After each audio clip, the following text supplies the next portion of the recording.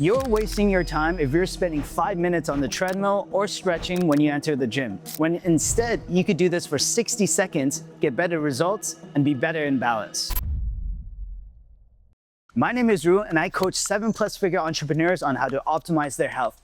And actually, one of the most important things I could ever teach them is this breathing exercise. Breathing is a very misunderstood concept when it comes to how important it is in controlling your nervous system state, in controlling your stress, and also your alignment, your posture and mobility are directly integrated with how you breathe. By the end of this video, I'm gonna teach you how to breathe when you get into the gym. That's gonna 1, reduce your stress, 2, increase your mobility, and 3, get you ready for the gym better than any type of stretching or cardio will. Before we start, you have to understand that you're a unique individual. Oh, not that unique, because there's really just 2 archetypes that people fit in. Now, to quickly explain how this video is gonna work, I'm gonna show you what archetype you are, and based upon the chapters in the video description, you're gonna know which protocol to follow to get the results you're looking for. To explain what an archetype is that each individual's anatomy is structured a unique way. Specifically, there's a narrow archetype, and then there's a wide archetype.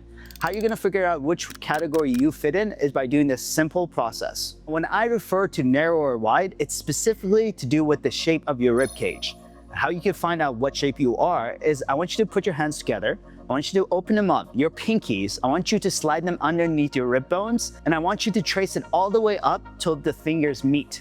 Now, if you follow the shape of your rib cage properly, you're gonna feel that your middle fingers touch. I want you to breathe out at this point, not fully, but just a normal exhalation. This angle that you just created is gonna give you insights whether you're narrow or wide. I'm a narrow, so this is the angle I'm creating. It's usually less than 105 degrees, closer to 70 to 90 degrees. Now, if I was a wide angle, that means I have a wider rib cage. That angle is gonna be over 105, closer to 120. So it's gonna be very closely resembling this shape. Now, this doesn't mean you're fat or skinny. It just means that your body, your ribcage bones are built like this. So this is the first step of the process, understanding whether you're a wide and a narrow. Now, in the chapter tags again, there's gonna be a wide protocol, a narrow protocol. Based on what you are right now, I want you to jump ahead to that section, and then I'm gonna guide you through the rest of this protocol. If you did your measurement properly and you fit a narrow archetype, then you're at this part of the video. Anything that precedes this is based upon that structure. Before we start the breathing exercise, we just need to be set up properly. The way I described this is a 90-90 angle with feet elevated against a wall. You're gonna go flat feet, your big toe, your small toe, and your heel all in contact, and then making a straight line down to the level of your hips. I don't want the feet or knees pointed outwards. I don't want them too close either. Just a narrow stance that's all aligned, having the lower back flat against the ground. If you need help doing this, try to drag your feet down against the wall. That's gonna activate your hamstrings and cause your hips to tilt under you. Once you get into that position, I want you to turn off your abs, have them loosey-goosey. So when you breathe, your ribcage is truly able to open. Now, this is very important. We do not breathe through our stomach. There's no such thing as lungs in your stomach. There's only organs in your stomach. The lungs are in your ribcage. I want you to breathe through your lungs, which means opening up the ribcage as fully as possible, but done in the way that I'm gonna describe in the next steps. So this is the protocol that narrow archetypes are going to be following. Now, how you know you're doing this properly is we're gonna do a test retest. How you do that is place your hand in a position where it's pretty neutral from your body. It's not directly across, it's about 30 degrees down.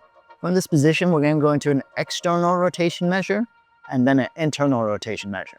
So if you do this exercise properly, you're definitely gonna get an increase in the external rotation. One thing I want you to be careful about is when you're trying to get your thumb to the ground externally, what is gonna happen is your elbow is gonna want to flare up, okay? We don't want that. That's not true external rotation. That is you just moving your body to get to an outcome. It's gonna put a lot of stress on your shoulder too. So now when we do the breathing drill, you're gonna see that it just naturally is allowed to get closer to the ground without any force. You're gonna see a noticeable difference. And this is the other bonus. You should not experience any lack of internal rotation. If anything, it'll enhance your internal rotation as well. So how you know you're gonna do this right is the lateral borders of your inferior ribs. That means somewhere around here, What we want to have in this use case is these 2 points to get further apart. How you're gonna do that is through the breath alone. As you're breathing in deep, I want you to think about laterally pushing away your rib bones. So how this is gonna work, I'll just give you an example. Breathing in through my nose, you should have been able to see the expansion that got created from inside to outside. If I show you another example, if I put my finger on each border, when I breathe in, they should have moved 1/2 inch apart. Now that's the goal, but there's another part to it. When I breathe out, I have to make sure that they don't get closer together. And that's just what normally happens, is when I breathe in, they move apart. When I breathe out, they come together. That's not the goal of this exercise.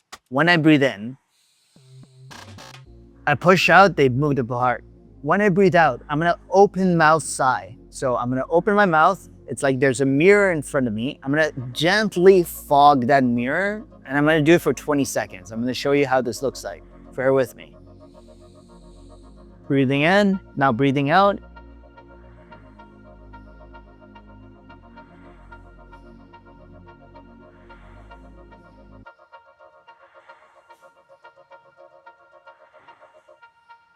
Notice that my ribs did not come closer together. Now when I breathe in again, they actually move further apart. Now I'm gonna breathe out again in that same fashion. Watch, they're not gonna move.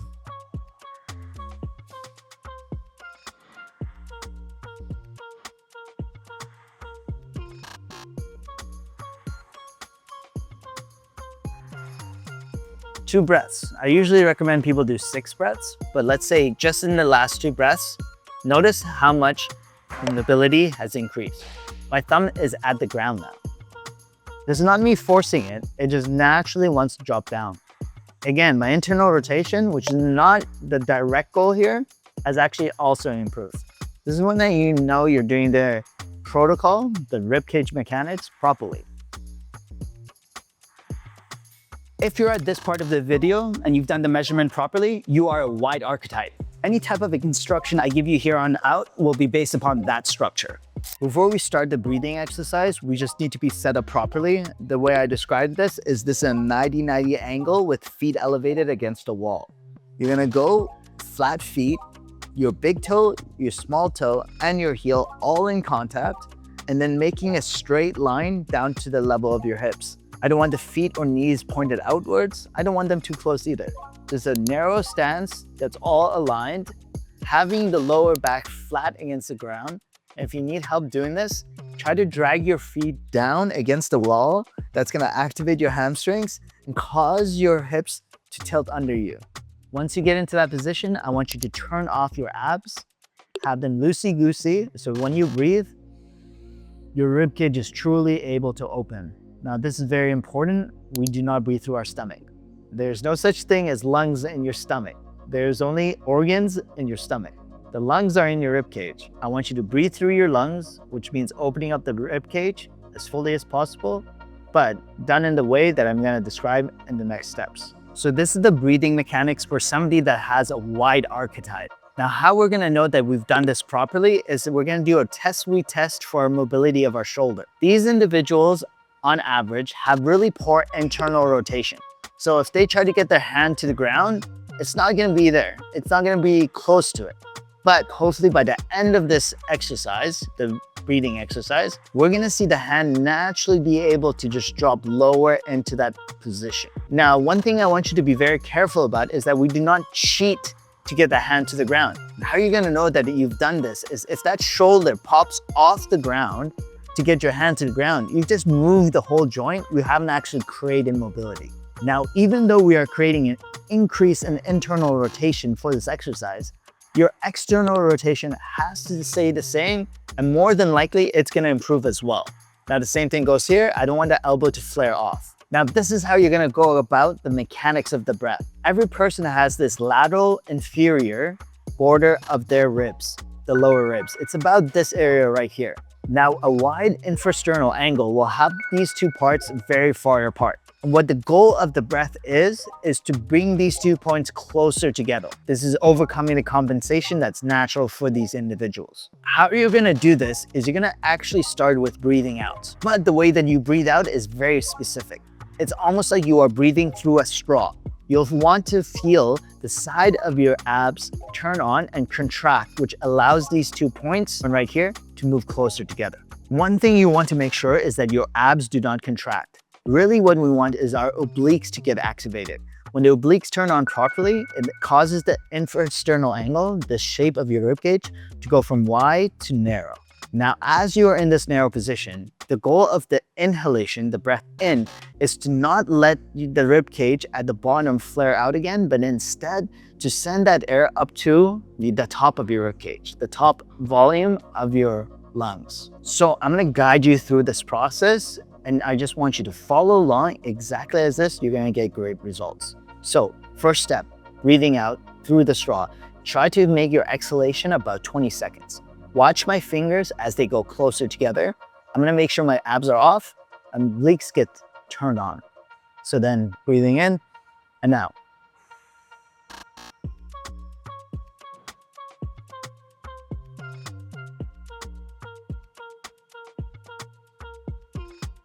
Now when I breathe in through the nose, I'm gonna really send the air to the top of the volume of my lungs while holding the obliques on, turning the six-pack off. I'm gonna try it here.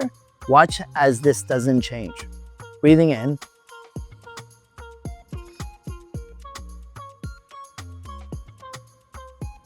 And then breathing out again through the straw.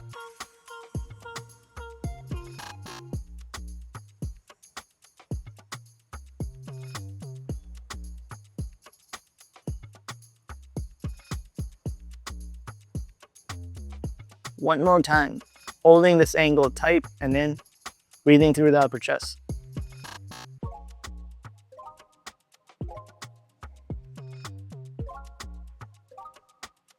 And then you can breathe out one more time. That was a bit too forceful, a little bit gentler.